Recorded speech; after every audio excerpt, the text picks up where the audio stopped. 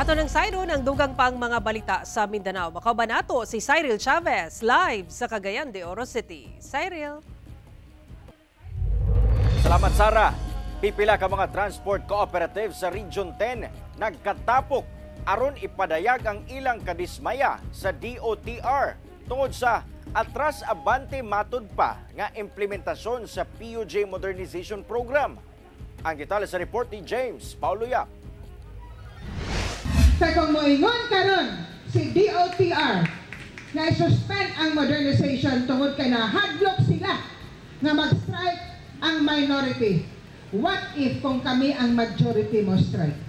Kini ang hagit sa Northern Mindanao Federation of Transport Service Cooperative kun non-Fed Trasco sa Department of Transportation kun DOTR tungod sa ilang kadismaya sa atras abante nga implementasyon sa ahensya sa PUJ Modernization Program. Magwalo ka tuig na sukad gisugdan ang PUJ Modernization Program. Apan, wala paghihapon kini hingpit nga napatuman.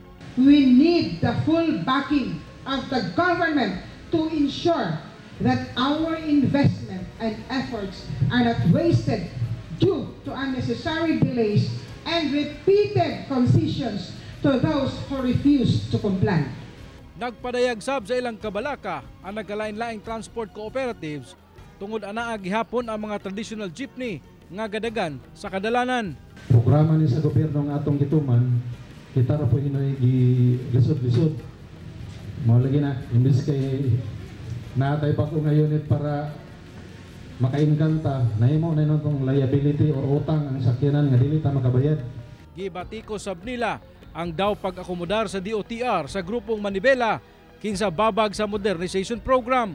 Wala una muhatag og pahayag ang LTFRB-10 apan una na nilang gibutyag nga walay membro ang Manibela sa Region 10 o wala matud pay misalmot sa transport strike karong adlaw. Samtang suportado sab sa managlahing transport groups sa Davao del Norte ug Davao del Sur ang PUV Modernization Program kun asa halos tanang PUJ operators consolidated na ubos sa maong programa.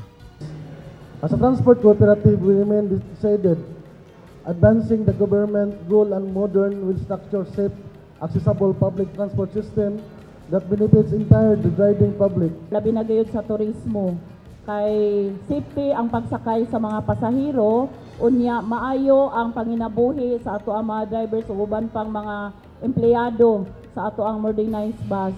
Dako gid kayo siyang impact labi na sa mga drivers, labi na sa mua na daghan ning natabangan. Kauban si Makoy Sempron, James Paulo Yap, 1 Mindanao.